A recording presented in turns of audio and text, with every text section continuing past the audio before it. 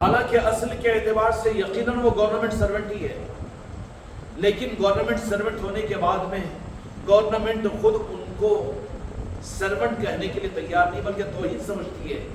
یہی معاملہ اولیاء اکرام کا ہے۔ جو انسان اولیاء اکرام کو عام انسانوں کی طرح سمجھتا ہے یا عام مسلمان سمجھتا ہے اور پھر ان کا کام یہ سمجھتا ہے کہ ولی کون ہے جو بہت زیادہ رات و دن عبادت کرتا رہے، یہ معیار نہیں ہے ولایت کا۔ یہ تو منتخب من اللہ ہوتے ہیں اللہ تعالیٰ کی طرف سے، اور ان کے لیے اللہ تبارک و تعالیٰ کے مقاصد ان کی ذات کے لیے اللہ کی طرف سے الگ ہوتے ہیں۔ اور ہم اگر یہ معیار قائم کر دیے اپنے نظریات کے اعتبار سے کہ ولی اللہ کون ہوگا کہ جو بالکل کاندھوں کو جھکایا ہوا ہو اور کمر جھکی ہوئی ہو اور ماشاءاللہ سفید رومال اوڑھا ہوا ہو، لمبے کرتے پہنا ہوا ہو، آنکھوں میں سرما لگایا ہوا ہو اور آنکھیں کھولنا کم ہے، بند کرنا زیادہ ہے، مٹکنا زیادہ ہے، متقی پرہیزگار ہمیشہ روزے رکھ رہا ہے اور جب دیکھو عبادت میں مشغول ہے، جب دیکھو ہاتھ میں تسبیح 1000 دانوں کی گلے میں لپیٹ کر ہاتھ میں کھس کھس کھینچ رہا ہے، یہ ولایت کی پہچانیں نہیں ہے۔ یہ ولایت کی پہچانیں نہیں ہیں، یہ لوگوں کے نظروں کے نظریات کی ولایت کی علامتیں ہیں۔ یہ اس لیے اولیاء ولایت ایک منصب ہے، ایک عہدہ ہے۔ کیا ہے؟ ایک منصب اور عہدہ ہے۔ عبادتیں بے شک وہ بھی کرتے ہیں، لیکن یہ منصب اور عہدہ وہ کہ ایسا ہی جرم ہوتا ہے اللہ تبارک و تعالیٰ کے اولیاء کو بھی، وہ بھی تو عام مومنین میں سے ہی ہے، عام متقیوں میں سے ہی ہے، یا عام مسلمانوں میں سے ہی تو ہے، بے شک رہتے ہیں اس میں، لیکن وہ الیکٹڈ اور سلیکٹڈ ہے اللہ کے خاص بندے۔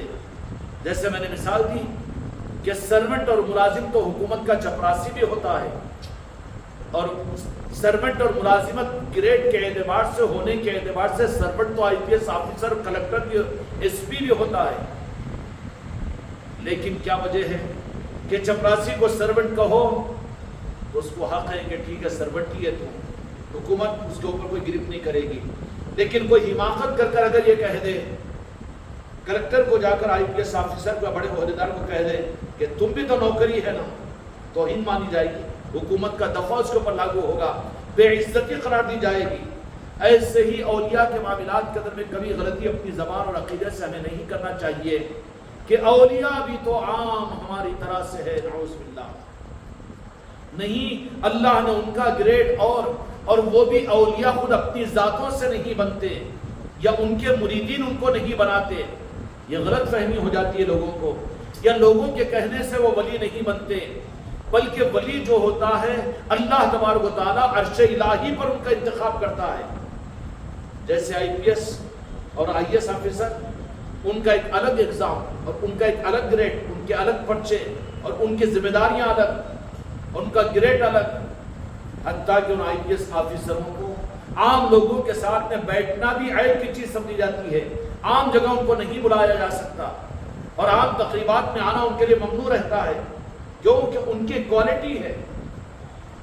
تو اگر ان اولیاء اکرام کے بارے میں امت میں اولیاء کی عظمتوں کو ختم کرنے کے لیے راجن شاہ ولی کیا ہے، وہ بھی اپنے وقت میں ہماری جیسی تو مسلمانی تھے، غریب نواز کیا ہے، وہ بھی تو ایک اللہ کے بندے ہی تھے، یہ الگ بات ہے کہ وہ پھر اس کے بعد میں اب اپنے کو بچانے کے لیے بد عقیدے یہ بات کہتے ہیں، نہیں، زیادہ عمل کر کے، زیادہ روزے رکھ کر، زیادہ نماز پڑھ کے، زیادہ متقی اور پرہیزگار بن کر وہ اللہ کے ولی بنے۔ ولی عبادتوں کے ذریعے سے نہیں بنتا۔ اگر عبادتوں اور ریاضتوں کے ذریعے سے ولایت اگر ملتی ہوتی، یا اللہ یا رسول اللہ مجھے معاف کیجئے، اپنے بچوں کو سمجھانے کے لیے عرض کر رہا ہوں، سب سے بڑا ولی تو شیطان ہونا چاہیے تھا۔ اگر ریاضت اور مجاہدوں کے اوپر ولایت کی تقسیم اگر ہوتی تو آج وہ کرسچن برادری کو دیکھیے کہ انسانیت کی خدمت کے لیے اپنی سہولتوں اور اپنے جسمانی تقاضوں کو چھوڑ کر جنگل بیابانوں میں پہاڑوں کی ان تکلیف دہ ریاضتوں کے مقامات کے اوپر انسانیت کی خدمت کر رہے ہیں، تو ان میں سے تو ایک ایک ولی بن جانا چاہیے۔ یہ کانسیپٹ نہیں ہے اولیاء۔ اولیاء زمین کی پیداوار نہیں ہیں، اولیاء کو زمین کی پیداوار مت سمجھو۔ اولیاء اللہ کو کبھی یہ غلطی نہیں کرنا کہ یہ مدرسوں سے فارغ ہونے والے یا مسلک اور جماعتوں کے ذریعے سے نکلنے والے نہیں. اولیاء ایک عجیب شان ہے. نبوت کے بعد میں ولایت کا انتخاب سابقہ کے اندر میں بھی اولیاء کو اللہ تبارک و تعالیٰ نے رکھا تھا. اس زمانے میں جو موسیٰ علیہ السلام کے زمانے میں قرآن مجید کے ذریعے سے ثابت ہے, حضرت سلیمان علیہ السلام کے زمانے سے ثابت ہے کہ اس زمانے میں بھی اولیاء تھے, لیکن ان نبوت کی شان کے سامنے اولیاء کو مخفی اور چھپا کر رکھا تھا. اس کی حکمتیں تھیں کہ کیونکہ ولایت کے نظام میں زیادہ اٹریکشن ہوتا ہے, لوگ کہیں نبیوں کی اور دین اور شریعت کی ناقدری نہ کر دیں, اس کے لیے ان پر پردے ڈال کر ان کو چھپایا کر دیا تھا امت سے, اور وقت آنے پر ان نبیوں کو بھی آگاہ کیا تھا کہ تمہاری امت میں یہ ہمارا ولی ہے قرآن پاک کے مطابق میں.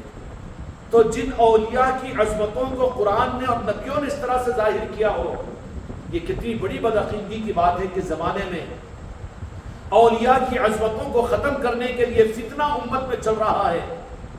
اگر کہیں پر بھی دیکھو تو جہاں دین کی زیادہ گھما گھمی ہوتی ہے اور اعمال کی کثرت کی ترغیب دی جاتی ہے, اور جہاں پر اعمال کی دکانیں لگائی جا رہی ہے اور امت کو اعمال کے ذریعے سے یہ سمجھانے کی کوشش کی جا رہی ہے کہ یہی اصل ہے, یہی اصل ہے, وہاں پر پس پردہ ولایت کے نظام کو دبانے اور چھپانے کی سازشیں ہوتی ہے. اور ان کے لیے پھر جو جیسا ہے اس کو یہ دھوکہ دیا جاتا ہے. اولیاء کیا بات ہے, نبی تو نبیوں کا منصب ہوتا ہے, لیکن ولی کیا ہے, صحابہ تو صحابہ ہے, کوئی صحابی نہیں بن سکتا. لیکن اولیاء اب یہ تاثر دے کر اس اثر کو ختم کرنے کے لیے کہ انبیاء کو, کیونکہ انبیاء تو انبیاء تھے, عقیدہ ہے, اور صحابہ اب کوئی صحابی بن نہیں سکتا, وہ بھی مسئلہ ختم. لیکن خدا نے کانسیپٹ رکھا ولی تو ہر زمانے میں پیدا ہوں گے. اب ان سے کاٹنے کے لیے, دین کے نام پر امت کو اور انسانیت کو دھوکہ دینے کے لیے, اولیاء سے انسانیت کو ناواقف کروانے اور پردہ ڈالنے کے لیے اب یہاں پر یہ پردہ ڈالا جاتا ہے کہ اولیاء بھی تو اچھا وہ ولی ہے, اس کی تصدیق کیا, یا پھر وہ کیا تھے, وہ بھی تو عام انسانوں کی طرح سے تھے. یہ الگ بات ہے کہ وہ متقی تھے, پرہیزگار تھے, حتیٰ کہ بدعقیدگی اس مقام پر پہنچی کہ اولیاء کے امام سے امت غوث الاعظم سے دور ہو گئی. اور ہندوستان کے مالک ہندوستان, جن کو مدینہ منورہ کے مالک کائنات نے ہندوستان کے ملیت غریب نواز کو عطا فرمائی تھی, ان سے امت دور ہو گئی. اور ان اولیاء کے نظاموں سے امت کا دور ہونا اصل گمراہیت ہے. وہاں حق نہیں ہوتا جہاں پر ولایت نہیں ہوتی. اب اس کے لیے ارے بابا جیسا مریض ہو اس کا علاج اس کے طریقے سے کرو, یہ تو ہم مانیں گے, عدل ہے, انصاف ہے. لیکن ایک صحت مند آدمی ہو اور اس کو آپ زبردستی کے پرہیز لگا کر اس کی خوراک پر کنٹرول کر رہے ہیں تو اس کو تو کمزور کر رہے ہیں آپ. ایک ہی وقت میں پوری امت کو جہاں انبیاء کی عظمتیں دو عقیدے میں داخل کرو, اور جہاں پر صحابہ کرام کی تعظیم اور ادب کی بات کہو, وہیں پر پنجتن پاک اور وہیں پر صحابہ, تو وہیں پر زبان کو مت روکو. کیا تمہارے زبانوں کو لکھوا ہو گیا ہے کہ صحابہ کی عظمت پر تو امت کو بڑے اٹھاتے ہو, سپاہ صحابہ کی تنظیم تو بناتے ہو اور صحابہ کی عظمتوں کو بتاتے ہو, لیکن اس کے بعد وہ صحابہ کا زمانہ تو دور ہو گیا. اب سکہ راج الوقت تو اولیاء ہے جو خدا کی طرف سے قیامت تک کے لیے امت کے لیے رہبری ہے. ان اولیاء کو چھپا دیتے ہو. صحت مند آدمی کو جہاں پر انبیاء کی تعلیمات دی تم نے, جہاں قرآن پاک کو بتایا اور جہاں شریعت کو بتایا اور جہاں صحابہ کو بتایا, جو چھپایا تم نے پنجتن پاک کو. صحابہ کو تو سب بتائیں گے لیکن پنجتن پاک کو چھپائیں گے, تو سمجھ لینا کہ یہ وہ کٹوتی کرنے والے ہیں کہ آگے اب اپنی دکان کو چلانے کے لیے پنجتن پاک کو چھپائیں تاکہ ان کو آل علی اور اولاد علی اور اولیاء کو چھپانا آسان ہو, اور امت ان کے چنگل میں آ جاتی ہے. نہیں, صحابہ تو صحابہ, قرآن تو قرآن ہے, حدیث تو حدیث ہے, لیکن وہ پنجتن پاک, ارے کتنی بڑی بدنصیبی اور بدعقیدگی ہے کہ صحابہ کو جو مانے اور پنجتن پاک سے ناواقف ہو. خدا کی قسم سب سے بڑی بدعقیدگی ہے. صحابہ نے پنجتن پاک کو مانا اور میرے آقا نے ماننے کا حکم فرمایا, اور پھر پنجتن پاک کے اندر میں مولا علی کو منوایا کہ جن کا مولا میں ہوں ان کا مولا, ان کو مولا علی کو ماننا پڑے گا. منوایا کس کو؟ امت کو, بعد میں پہلے صحابہ کو. اب تمہاری یہ اصلاح کا نظام کیسے؟ تمہاری امت کو صحیح تبلیغ کیسے کہ صحابہ کو تو بتاؤ پنجتن پاک کو چھپاؤ، تو سمجھنا کہ وہیں سے گمراہیت کا دروازہ تمہارا کھلا ہوا ہے، وہاں ہدایت اور حق نہیں مل سکتا، چاہے کتنی بڑی عالمی تحریک اور تنظیم اور جماعت کیوں نہ ہو، چاہے کتنا بڑا عالم اور کتنا بڑا پیر کیوں نہ ہو۔ لیکن فرق دیکھ لینا کہ صحابہ کی تو دعائی دے خدا کی قسم و عقیدے میں ہمارے، اس میں کوئی دو رائے نہیں، لیکن جو پنجتن پاک کو چھپائے، آج چھپا دیا گیا نا، مسجد کے ممبروں سے پنجتن پاک کا تذکرہ نہیں، صحابہ کا خوب تذکرہ، کوئی نہیں ملے گا ایسا جو یہ کہے کہ صحابہ کا تذکرہ تم کیوں کرتے ہو، کوئی روکنے کو تیار نہیں ہوگا۔ لیکن کہیں پر پنجتن پاک کا تذکرہ آیا تو اس کے تیور بدل جائیں گے، نظریات بدل جائیں گے، رخ بدل جائے گا اس کا، تو سمجھ لینا کہ گمراہیت کے دروازے پر ہے۔ اب اس کے پاس میں اور اس تنظیم اور اس جماعت اور اس مسلک کے پاس میں، اس گروہ کے پاس میں حق نہیں ہے، بلکہ آگے گمراہیت کی گمراہیت ہے۔ صحابہ میں سے پنجتن پاک کو چھپا دیں گے، کیوں چھپا رہے؟ ارے وہ شیعہ رافضی بولیں گے، اچھا کہ نماز 5 وقت کی فرض تھی تو اب شیعہ رافضی پڑھتے، تم بھی تو چھوڑ دو نماز کو۔ یہ گمراہیت کی پہچان ہے، یہی یزیدیوں کی پہچان ہے، اور یہی خارجیوں کی پہچان ہے۔ تمام صحابہ برداشت تھے، قرآن و حدیث اور شریعت برداشت تھی، لیکن پنجتن پاک برداشت نہیں تھے۔ یہ علامت ہے، یہ سمپٹمز ہے، یہ علامت ہے، اور یہ قیامت تک کی علامت ہے۔ دیکھ لینا کہ جہاں پر صحابہ کی دعائی تو دی جائے ہم بہت خوش ہوتے ہیں، بے شک صحابہ تو صحابہ ہے میرے آقا کے، کوئی رائے نہیں ہے اس میں، سمجھ آ رہی؟ لیکن دیکھیں کہ صحابہ کو بتا کر پنجتن پاک کو چھپا رہے ہو، اور پنجتن پاک کے نام سے امت کو اگر چھپا رہے ہو تو سمجھنا کہ وہاں پر صرف گمراہیت ہے۔ ان کا لٹریچر، ان کے بیان، ان کی تنظیم اور ان کی پیری مریدی اور ان کا استاد و شاگرد ہونا اور ان کی تحریک اور ان کی جماعتیں اور ان کے عالم اور ان کے مولوی اور مفتی اور ان کے ادارے، وہاں پر حق نہیں، گمراہیت ہے۔ سب سے بڑی پہچان ہے یہ کہ صحابہ کو تو بتائے، انبیاء کو تو بتائے، شہداء کو تو بتائے، سمجھ میں آ رہی بات؟ قرآن کو تو بتائے، لیکن سمجھ لینا کہ وہ مکار تو وہاں بیٹھا ہوا نہیں ہے جو صحابہ کو بھی بتائے، سب کچھ بتائے، لیکن پنجتن پاک کو چھپائے۔ آسان ملی ہے نا جی پہچان؟ تو پھر وہاں پر کوئی اعتماد مت کرو، وہاں تمہارے عقیدوں کا سودا ہوگا، وہاں تمہارے ایمان کا سودا ہوگا، وہاں تم کو حق نہیں ملے گا، وہاں سے رخ کو موڑ لو اور اپنے آپ کو موڑ لو، کیونکہ آگے خطرات ہے، آگے خطرات ہے، آگے خطرات ہے۔ اور جو اس کے شکار بنے، مولا علی کے دنیا سے پردہ ہونے کے بعد میں، بلکہ مولا علی کی حیاتی کے اندر میں جنہوں نے مولا علی کی عظمتوں کو قرآن و حدیث کی نہیں مانا، وہ جب اس زمانے میں گمراہ ہو گئے، گمراہیت سے نہیں بچ سکے، تو 15ویں صدی کے مسلمان یہ قرآن کو لے کر دنیا میں بابا دہل کہے کہ حق پر، حدیث کو لے کر، شریعت کو لے کر، صحابہ کو لے کر، شہداء کو لے کر یہ دعویٰ کرے کہ نہیں ہم ہی حق پر ہے، نہیں توبہ کیجئے۔ سب سے علامت والی پہچان یہ ہے کہ جو صحابہ کو بتائے، جو قرآن کو بتائے، جو حدیث کو بتائے، جو شریعت کو بتائے، اور جو صحابہ کو بتائے، امہات المومنین، ام المومنین کو بتائے، سب ہمارے سر کے تاج ہے ہمارے آقا کی نسبتوں کی وجہ سے۔ لیکن دیکھ لینا کہ وہاں پر کہیں گیملنگ تو نہیں ہو رہی ہے، کہیں دودھ کے اندر میں زہر تو ملایا نہیں جا رہا ہے، بھولے بھالے شکار نہیں بننا چاہیے، اپنے آپ کو چوکنا کرنا چاہیے۔ ان کتابوں سے، ان تحریکوں سے، ان جماعتوں سے، ان مقرروں سے اور ان ملکوں سے، ان تنظیموں سے فوراً اپنے رخ کو منقطع کر لینا چاہیے کہ جہاں پنجتن پاک کو چھپایا جائے، گوارا نہ ہو پنجتن پاک کا تذکرہ نکلے تو چہرے کا جغرافیہ بدل جائے، آنکھوں کا ترچھا پن آ جائے، ذرا بے چینی ہو جائے، تو سمجھ لینا کہ یہاں پر چاہے کتنا خوبصورت کیوں نہ ہو، کتنا اچھل کر بیانات کیوں نہیں کر رہا ہو، اور ہزار کتابیں وہ اپنی لائبریری میں جمع کیوں نہ کیا ہو، اور دنیا کا مبلغ اعظم کیوں نہ بنا ہوا ہو، لیکن وہاں اس کے پاس میں حق نہیں ہے جو سب بتائے، صحابہ کو بھی بتائے، اور پھر کمپیریزن کے اندر میں صحابہ کو لائے اور پھر پنجتن پاک کو چھپائے، تو وہاں حق نہیں ہو سکتا۔ اور یہ ڈگری دو جہاں کے مالک میرے آقا نے احادیث کے اندر میں دی ہے کہ دیکھو کہ منافق علی کی عصمت کو برداشت نہیں کرے گا، اور مومن مولا علی کی محبت کے بغیر نہیں رہے گا. سمجھ آ گئی؟ پھر یہاں پر دروازے کو بند کرتے ہیں پنجتن پاک کی. ان سے سوال کرو بابا صحابہ اکرام کے بارے میں آپ کو یہ مطلب، پھر مولا علی اور پنجتن پاک کے بارے میں آپ کیوں، آپ کے ممبر خاموش کیوں، آپ کے مولانا اور مفتی خاموش کیوں، اور پھر تم کیوں اس معاملے کے اندر میں خاموش اور سکوت؟ تو مسئلے کا کیس یہاں سے شروع ہوتا ہے اور وہاں سے کیا ہوتا ہے؟ کیوں کہ وہیں سے تو حق امت کو ملے گا. امت کو حق نہ ملے اس لیے وہیں پر پنجتن پاک پر دروازے کو بند کرو. کیوں کہ حق کو چلانے والے آل علی اور اولاد علی اولیاء کی صورت میں قیامت تک حق کے دینے کا نظام اولیاء کا ہے.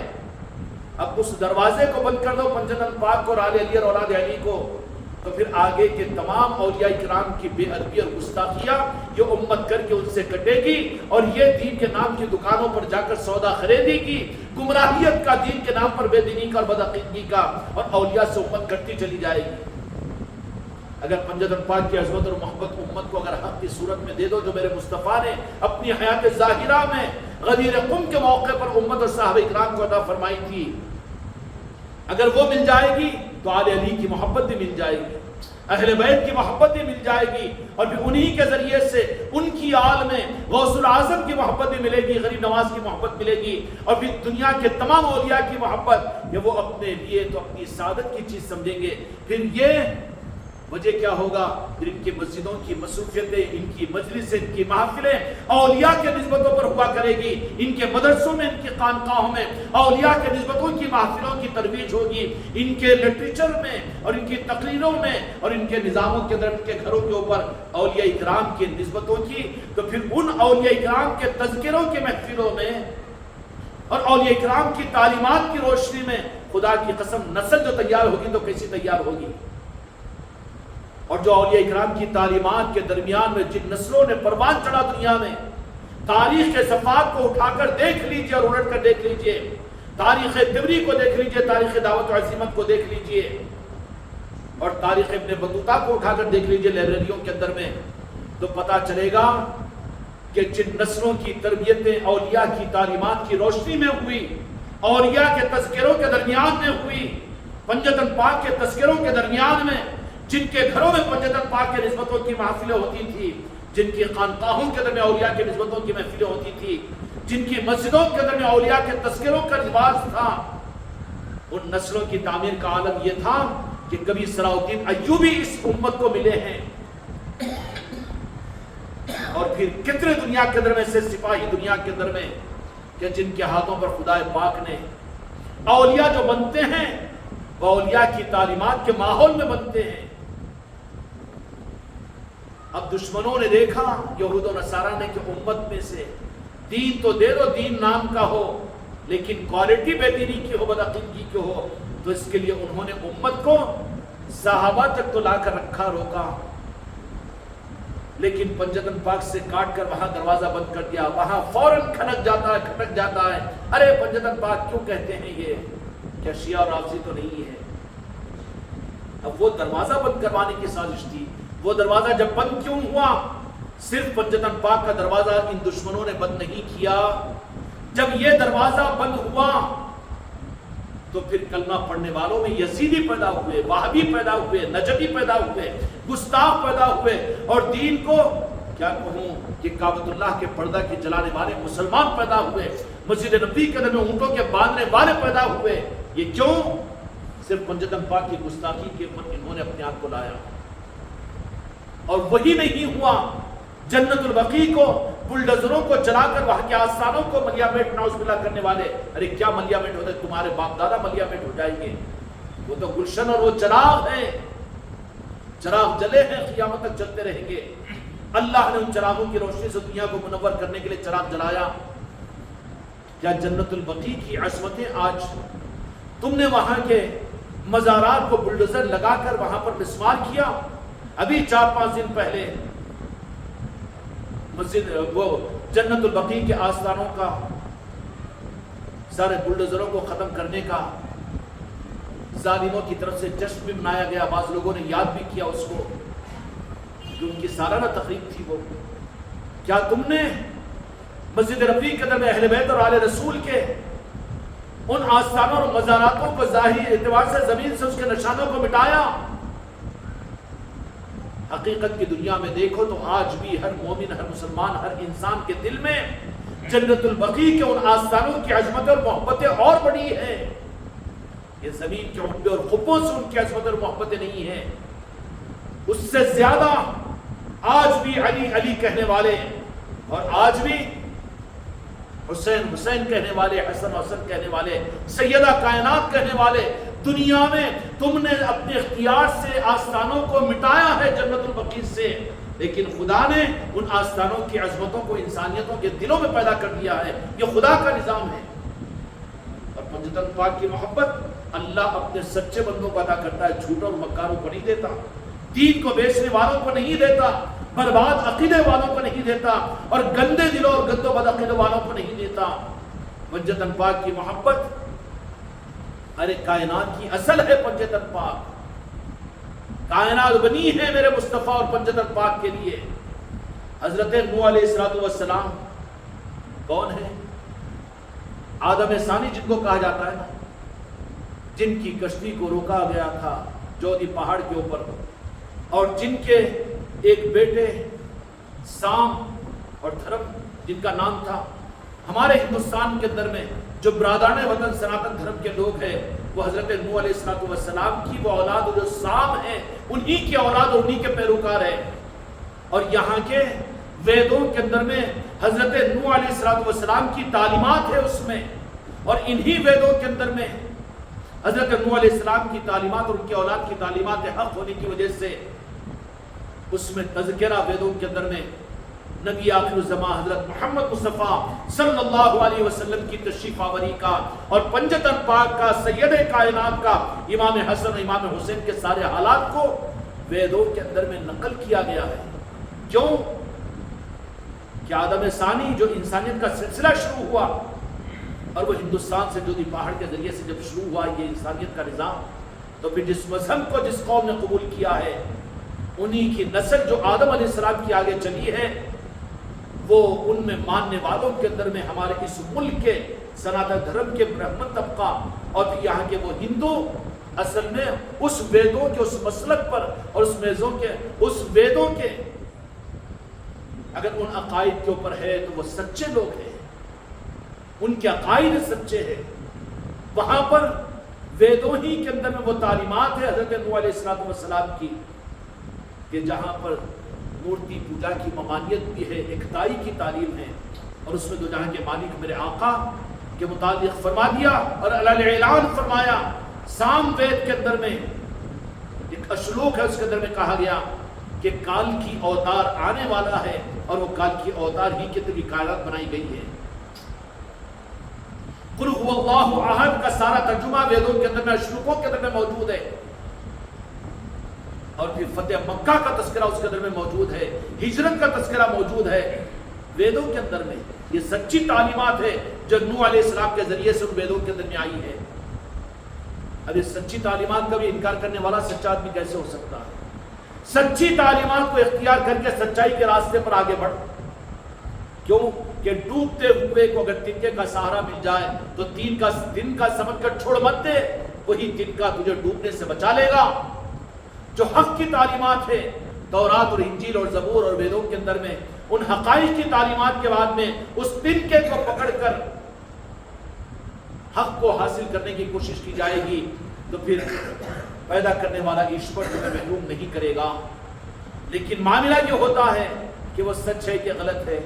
بابا تم سچائی کا دعویٰ قرآن کے بارے میں کرتے ہو تو تم کتنے دس بن چکے ہو؟ تم کہاں سچائی پر ہو؟ کون سے قرآن اور ایک قرآن کے اوپر ساری امت مجتمع ہے، جمع ہے؟ نظریات تو بدل دیے، طریقے تو بدل دیے، اور اپنے آپ کو تو گمراہیت پر لا دیا، تو دوسروں سے کیا شکایت کر رہے ہو؟ گمراہیت کی بات وہاں سے شروع ہوئی کہ پنجتن پاک کو وہ چھپانے کی کوشش کریں گے، اور جو چھپا دیں وہاں پر حق نہیں مل سکتا، وہاں پر رخ نہیں مل سکتا، وہاں ہدایت نہیں مل سکتی، وہاں نجات مشکل ہو جائے گی۔ کیوں کہ جنت کے رسیا جنت کے لیے عمل کرتے ہیں، تو جنت کی ملکیت بھی تو مولا حسن اور مولا حسین کے لیے ہے۔ کیا فرمایا کہ نوجوانان جنت کے سردار امام حسن و حسین ہیں، اور بھی جنت میں کوئی بوڑھا نہیں جائے گا، ہر جوان بنا کر ڈالا جائے گا۔ تو یہ پہلوان اور یہ جوان کو جو پنجتن پاک کا مخالف ہو، کبھی یاد نہ کیا ہو، ان کی نسبتوں کی محفلوں کو گھروں میں نہ کیا ہو، اپنی نسلوں کی تعلیمات ان کی تعلیمات کے مطابق نہ کیا ہو، اپنی اولادوں کو حسن و حسین نہ کہلوایا ہو، جنت پر پہرے داری تو ان کی ہوگی۔ مسٹر گیٹ آؤٹ، کیا ہوگا جی؟ مالک کو پورا حق ہے نا، اور خدا کی قسم مالک اللہ نے بنایا، میرے مصطفیٰ نے بنایا، تو حق تلف نہیں کیا۔ ملکیت قیامت میں دیکھنا کہ جنت میں صرف وہی جائے گا جس کو میرے آقا کے نواسے چاہیں گے۔ مالک تو حسنین کریمین ہے۔ اب کوئی مذہب کا بھی نہ ہو اور وہ دل ٹوٹ کر حسنین کریمین اور پنجتن پاک سے محبت کرے،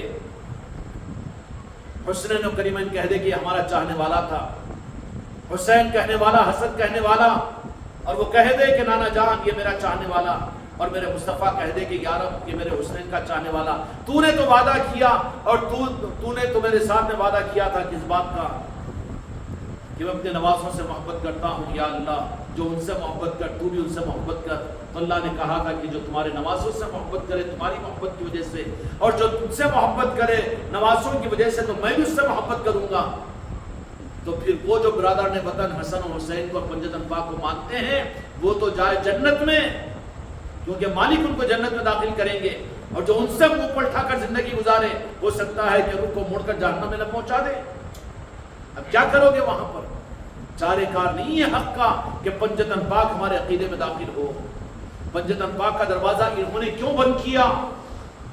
اس لیے کہ آگے اب کوئی نبی اور رسول کو اللہ نہیں بھیجیں گے، اب رہبری کے لیے امت کو سنبھالنے اور دین کو سنبھالنے اور انسانیت کو حق دینے کے لیے لا محالہ ولایت کا نظام ہی چلے گا۔ تو شیطان نے سجایا ان کو کہ ولایت کے نظام سے اور اولیاء کے نظام سے انہیں بدگمان کر دو، اور ان سے ان کے رخ کو موڑ دو۔ جو لوگ اولیاء سے اور ولایت کے نظام سے رخ کو موڑے ہوئے ہیں، وہ بھٹک رہے ہیں دنیا میں دین کے نام پر، بڑا جہاد کر رہے ہوں گے، بڑی عبادتیں کر رہے ہوں گے، لیکن حق نہیں ملے گا ان کو۔ شیطان کا پلان ہے، یہ یہود و نصارہ کا پلان ہے۔ کیوں؟ اب نبوت تو ختم ہو چکی، اب حق کو سنبھالنے کا نظام اولیاء کے ہاتھوں میں آیا، تو جن کے پاس بھی امانت ہے انہی سے انہیں دور کر دو نا۔ اس کے لیے پنجتن پاک سے امت کو بزد کیا گیا، نعوذ باللہ لا الحمد للہ، اور امت کو پنجتن پاک سے کاٹ دیا گیا۔ اور اس کی وجہ کیا تھی؟ تاکہ ان کے ذریعے سے جب ان سے کاٹ دے، مسئلے کو ختم کر دے، تو پھر یہ یا غوث یا غریب نواز کہنے والا کہاں ہوگا؟ اولیاء کو چاہنے والا کہاں ہوگا؟ اولیاء کی محبتوں سے ارے وہ کیا ضرورت ہے اولیاء کے نسبتوں کی محفلیں؟ ارے یہی اصل تربیت کا سامان ہے، یہی حق کی پہچان ہے۔ خانقاہ محمدیہ اجمیری نصرتی والوں، تمہاری قسمت یہ ہے کہ زمانے کے اندر میں یہاں پر ہر ہفتے اور ہر مہینہ اولیاء اکرام کے نسبتوں کی محفلوں کی سوغات اور گلشن اور گلدستے تم کو ملتے ہیں۔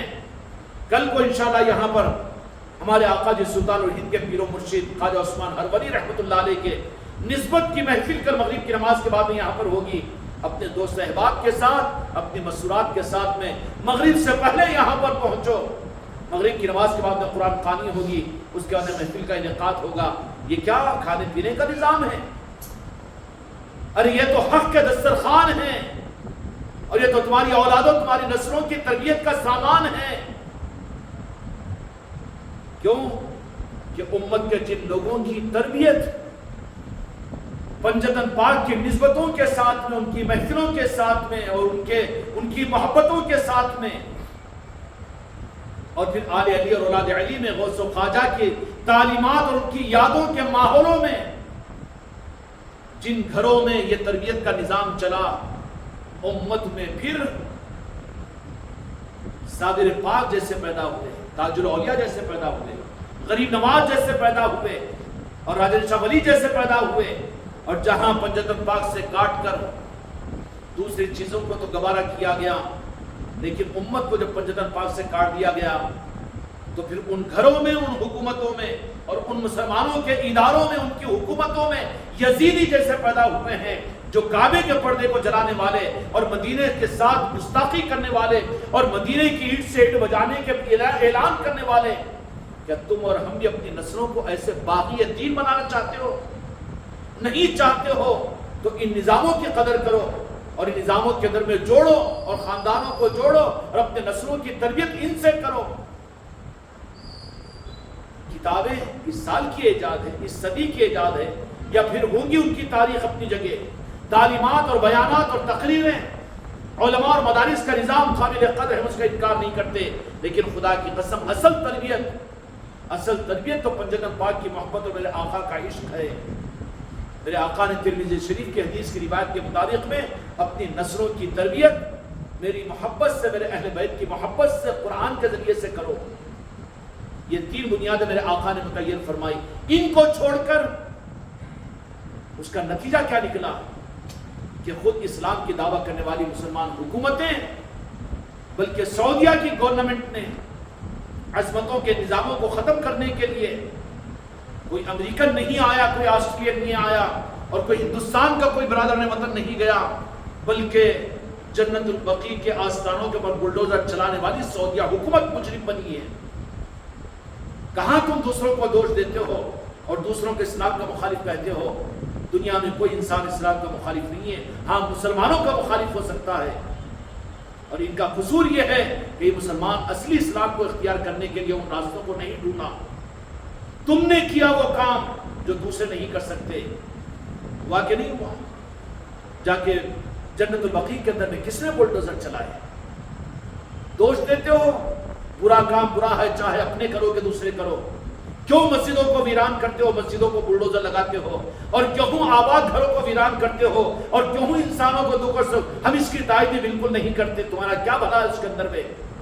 یہ بھی غلط بات ہے، یہ بھی شیطانیت کی بات ہے، لیکن اس کا مطلب نہیں کہ تم کرو تو معاف۔ اپنے ہیں تم، کیسے تم اپنے؟ جو پنجتن پاک کے نہیں، خدا کی قسم وہ ہمارے نہیں، جو غوث و خواجہ کے نہیں وہ ہمارے نہیں۔ وہ ہوں گے اسلامی ملک کے اور نام کے مسلمان، لیکن اپنے اور اسلام کے طور حقیقت میں نہیں ہو سکتے۔ تو اولیاء کا نظام چلنے والا ہے، ان کو معلوم ہے، اس کے لیے امت کو اصل حق دین سے اور حق سے دور کرنے کے لیے، اولیاء سے کاٹنے کے لیے پنجتن پاک کو کاٹتے ہیں۔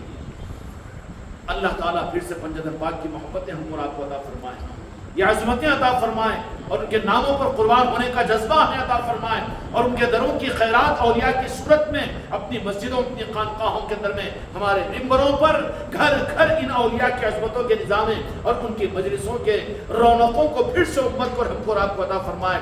ان ماحولوں کے اندر میں جو نسل تیار ہوگی، امید کی جا سکتی ہے کہ اولیاء بن کر نکلیں گے، ورنہ بناؤ اپنی نسلوں کو یزیدی اور وہابی اور نجدی، کہ جو مدینے کی حرمت کو ختم کریں گے، جو جنت البقیع پر بلڈوزر چلائیں گے، اور جو تعظیم حرم کو یہ ناجائز کہیں گے نعوذ باللہ، اور پھر غوث و خواجہ کا نام لینے کو یہ شرک اور بدعت کہیں گے، اولیاء سے محبت کرنے کو بے دینی اور گمراہی کہیں گے۔ ہو رہا کہ نہیں ہو رہا؟ یہ سب کیوں ہے؟ اس لیے کہ جڑ ان کی کٹ چکی ہے۔ اس لیے اپنی نسلوں کے اوپر اگر خیر خواہ ہو تم، تو ان نظاموں کو جو خانقاہ محمدیت میری نصرتی کی نسبت سے میرے غریب نواز نے یہ تحفہ خانقاہ کے ذریعے سے میرے بچوں انسانیت کرو امت کو عطا کیا ہے، ان نسبتوں کی قدر کرو۔ اس نظام کے اندر میں صرف تمہاری نہیں بلکہ تمہارے نسلوں کی اور پھر پوری انسانیت کو حق ملنے کا نظام چھپا ہوا ہے۔ اللہ تعالیٰ ان نظاموں کی صحیح قدردانی اور پھر ان نظاموں کی حقانیت کو سمجھنے کا ادراک ہم کو آپ کو عطا فرمائے۔ بحق لا الہ الا اللہ محمد رسول اللہ صلی اللہ علیہ وسلم۔